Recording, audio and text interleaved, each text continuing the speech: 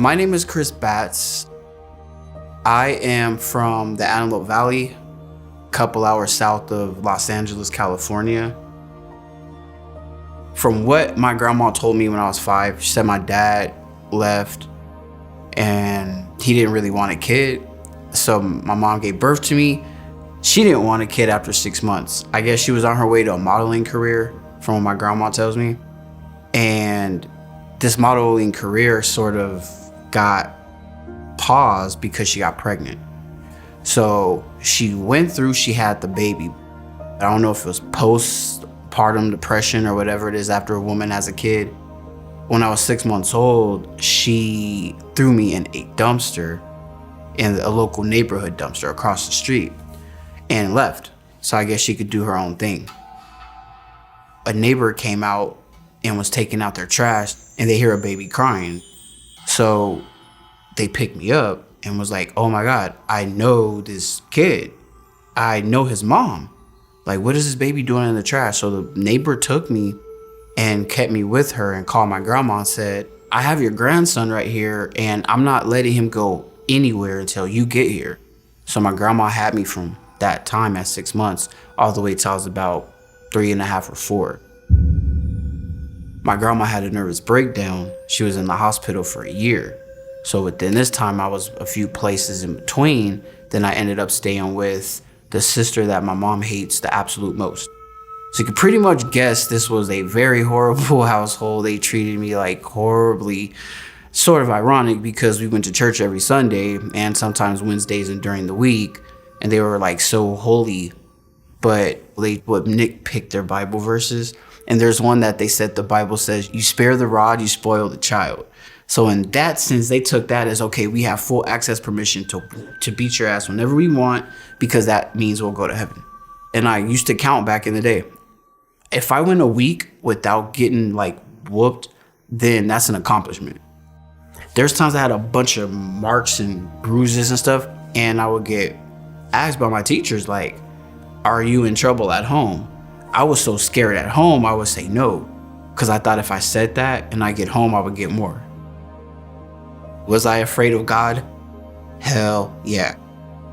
I was terrified of God. This God in the sky that's like, I'm gonna kill you and you're gonna burn and you're gonna like be tortured for life. Your soul is not gonna get any rest. I was so depressed, I got numb. I tried all the pills I could. I would drink every day. Prescription cough syrup. Got bored of that. Okay, let me go back to the drinking. Nope, got bored of that. So I was like, I tried different stuff, and I guess like I never really had the addictive personality. I just got bored of things and I wanted to do something else. Mind you, my life is just, I have nobody I can count on. In my family, friends are moved on. I'm too embarrassed to tell them I need help. Family I know don't want you to do anything in your life. So it's like, I'm gonna get out of here. So I went to the train station and timed every train that passed. I just stayed there watching it pass by, looking at the time. So I know, okay, I'm gonna choose this time and this day to jump in front of a train.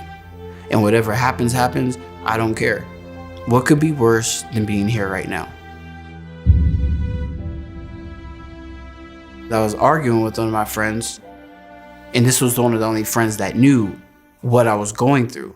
So they kind of knew I had an idea when I left. Oh shit, he's gonna do it.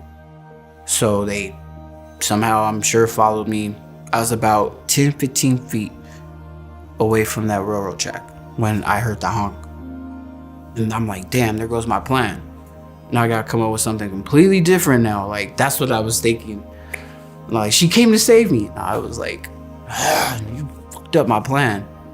So I get in the car. Mind you, out of all this time, my mom calls me. And I'm like, what the hell? How, like, what a time for her to call me now when I'm literally about to kill myself. And I haven't talked to my mom in years. I don't know how long it's been. I'm thinking maybe she's calling to apologize. This could change my whole entire outlet on everything. She says, your grandma said that you were looking for me, because I asked her, how did you get my number? She said, your grandma gave me your number, said you were asking about me, and I called you to tell you that I don't want you. You're not my son, and hung up. So I said, okay. I looked at my phone and said, fuck you, you never were. Rolled down the window, tossed the phone out. All I know is they just made a right turn, and they kept going. And then I looked at my friend in the driver's seat, and I just mumbled under my breath, fuck this. I opened the door, jumped out, boom. Head hits the concrete. I'm like, I think this hurts, because I wasn't sure if it hurt. And I was like, oh, let me just go home. And then it was hard to get up, and something's like, I wouldn't do that if I were you. Some keeps telling me that, so I keep trying to get up and try to like hold myself. It's hard, so I use like all my force to just hold myself up, and it was like this suction feeling, like going right out. And I look down and see a body laying right there, and I'm like, that's my body? I'm like, nah, that's my mind messing with me. I'm just gonna go home now. I took about 3 steps. Everything was just different colors, slow motion. Next thing you know, I'm like, how the could this happen? And I just get this feeling right here from the most dominant force you'll ever feel in your life. I knew it was God, because you just know it was that strong. I could compare it to being hit by lightning every time, just constantly. After every sentence, it was after every statement, just pew, pew, pew.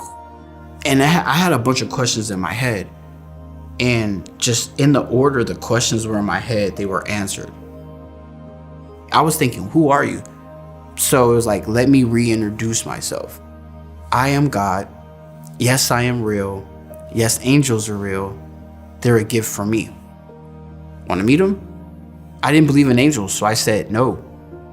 I'm like, I don't want to see no angels. I don't believe in that stuff. Oh, that stuff for TV, I thought.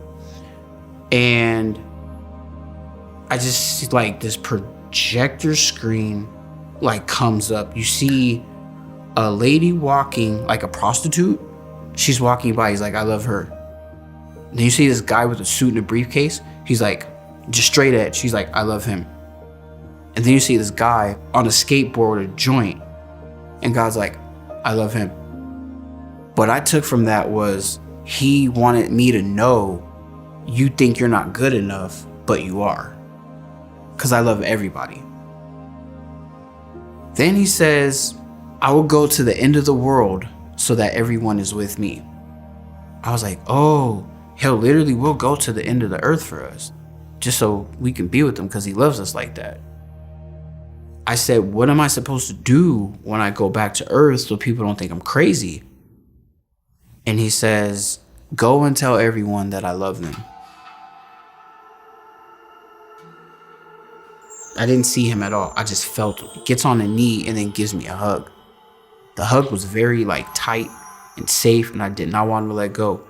So the first meeting with like Source was, oh my God, I don't deserve to be here. Get me out of here. I'm not perfect. Let me go get perfect. It went from that to, don't let me go from this hug. I felt cared for, and I wasn't used to that. I definitely was not used to being someone caring about me. Like, what? Not like genuinely, unconditionally. I would say he's a male, right? Because like his dominance was just so like manly male. It was like the most macho male. But that hug and his caring was way more than woman, like way more than a woman. So it's like kind of both and all in one. So that's why I just kind of say Source. I don't really call him or her, or I just say it. So now here's the actual part where I'm in the air. I see the clouds, a bunch of angels flying everywhere. And then there was 2 particular ones I just recognized. Like I just knew them. It seemed like they were familiar, and like I knew them all my life. These angels I'm actually looking at. Like I didn't see God, but I'm actually seeing these angels. I see everything around me, just like I'm looking at you right now. The one on my left, I mean, I look at him, it's like this beetle kind of face. I didn't really get the best look at his face because there was so much light shining down from it. It was like looking at the sun. Then I looked to the right. This one is more human than anything. Human face, curly brown hair, blue jeans, brown sandals with a red flannel shirt, and the sleeves are like rolled up to his elbows. I know a lot of people like to compare it to the Brawny Man. I kind of compare it to, if people that know Roseanne, Dan Connor. That's who he reminded me of, was Dan Connor. So he says, you have so much to do for so many people. And I was like, I do? They're like, look down. So I look down. I see my body laying there. I see the friend I was with. I see the ambulances. I just felt this big urgency to go back to Earth. The one on my left side, he was like frustrated, like in a stern voice. Are you sure you want to go? But I guess he wasn't mad at me. He was upset at what happened to me in life. This was my chance to say, hell no, I'm out of here. I'm not going back there. But for some reason, I felt this huge, I guess responsibility or urge, this huge urge to go back. When I said, okay, I'll go back, it was like the blink of an eye. I wake up 2 days later in the hospital. Well, I just remember them calling me Miracle and saying that we thought you were dead. We didn't think you were coming back. They said I hemorrhaged, I don't know how many times. And they said there was nothing. I was gone. The day I was actually released from the hospital, I was being wheelchaired out to the car. So I couldn't walk, couldn't talk, I didn't have senses, all that stuff was gone. And I looked up at the sky and I seen the mountain, I seen the clear sky, there's sun, the horizon, everything was just like perfect, but it looked different. I knew there was something out there that's good, and the God that was loving and caring and doesn't judge us, that's when I knew that God actually is the real God. I never feared death ever again after that. That's when everything changed. I just knew I have to find out the truth. I changed my perspective about death. I changed my career even. I was doing hard labor and working at the mall and clothing stores and all this different stuff. I started working with special ed kids because I somehow felt like they were closer to God than a lot of people. I felt like the special ed kids, they don't get the certain life skills that a lot of the other kids get, but spirit-wise, they're like so connected. So I wanted to be around my kids that are connected. Suicide is real, and a lot of people don't have the experience I did. If I didn't have my experience, I probably would have been another lost soul out there. I just got lucky enough to come back and tell the people that are suicidal that God, Source, loves you. And there's someone in the world that loves you too. You just gotta open your mouth. There's someone out there that'll help you. I was too pretty much embarrassed to even speak out on it, which the average suicidal person won't. And that's when they're gonna do something, because they're not talking about it. I say there's someone out there that does care. Don't be embarrassed. One thing I always say, the situation you might have in life, if you change your thought, you could change your life.